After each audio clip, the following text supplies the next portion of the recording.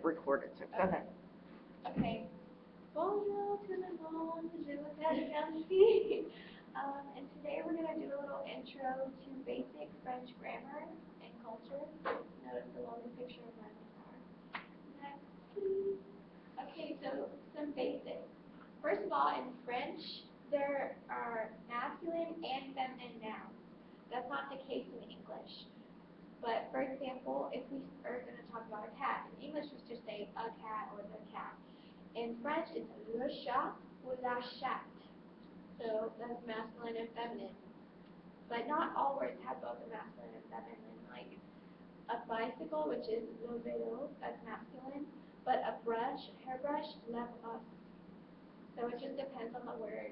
Usually they say if a word ends in E, that it's feminine. That's just a basic tip. Also, with the subject pronoun form of you, when we're addressing someone, you are, whatever, there's vous and tu. Vous is the formal form of it. Tu is the informal. So if you're addressing a professor or somebody that you need to respect, you say vous. If you're talking to a friend or a family member, that's going to be tu. And this is called tutoyer and vouvoyer.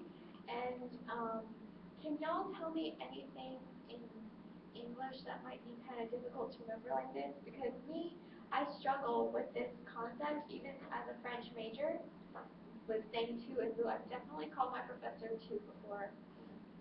Not good. Not good, but I did it, but they understood. Can y'all think of anything in English that might be difficult for second language English learners to understand? The wheres, the different Where. and theirs. Right, where, there, like to and two. There's two different twos. So yeah, exactly. That's something English language learners might struggle with. So next, this is the subject pronouns. Je is I, tu is you informally, like we talked about. You have il, elle for he and she. Nous is we. Vous is you formally, also you all. Or y'all, as we say here. So next we have il, elle is pronounced the same, even though it's plural. It's the boys, the girls, also they. But usually, even if you have a group full of girls and one guy, you still would say il. Don't know why, but that's how it is. So whatever. Okay, this is a little activity. I want y'all to look at these verbs. Manger, jouer, chanter, danser, nager, aimer, and I want you to tell me which picture you think would correspond with it. It doesn't matter if you're wrong, it's okay. So for the first one, manger, who wants to tell me what they think it means? Which picture it goes with? Hot dog. Hot dog. You're right. It means eat. Manger is to eat. Like managers. Okay. Well, manger, eat. Okay, what about jouer? Who wants to guess? Football. Yes. To play. Jouer. What about chanter? Sing. Sing. We got Edith Piaf right there. She's a famous French singer. What about danser? Dancing. Yes. What about nager? Swim. Swim. That's right, Mom. You look great. Next, or finally, aimer. Hearts. The heart. Love. Saying love to love. Je t'aime. Means I love you. Next, please. Okay, these are the colors. Red is rouge. Orange is orange. Jaune is yellow. Vert is green. Bleu, I don't know what that is. Violet, purple. And then noir is black.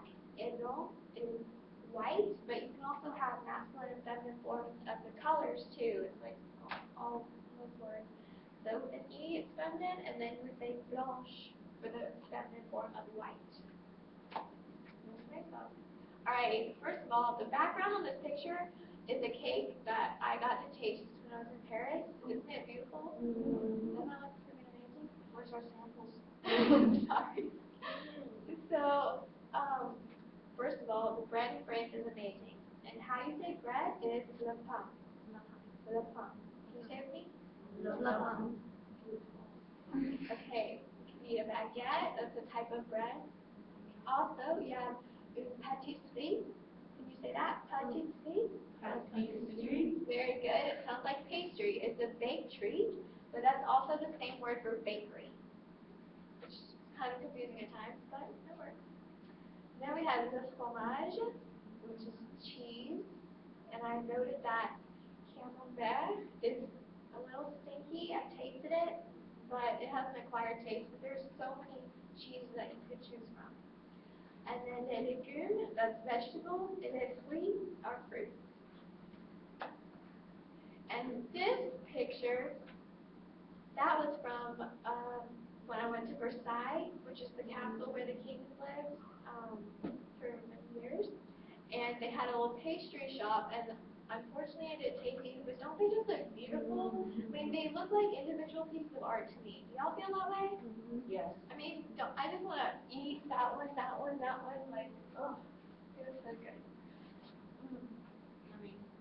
This is me when I went to Paris, and I just put a couple little topics about Paris. You can spend the whole slideshow talk about that, but talk about the Eiffel Tower, which is beautiful and lovely.